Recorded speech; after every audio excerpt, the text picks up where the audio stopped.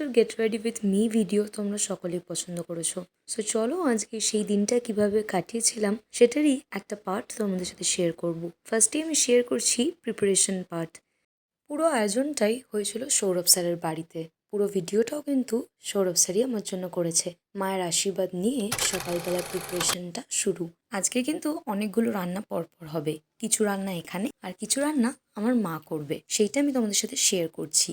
So এখানে হচ্ছে বাসন্তী pulao, chicken কষা, মাটন কষা, আর মা তৈরি করবে পনির বাটার মশলা আর মালাই চিংড়ি, আর শেষ পাতে মিষ্টি দই। আমরা কিন্তু প্রায় 40-45 জনের আয়োজন করছিলাম। সো এখানে অনেকটা হিউজ পরিমাণের আয়োজন, সাথে প্রত্যেকটা আলাদা আলাদা করে কন্টেনারে প্যাক করা।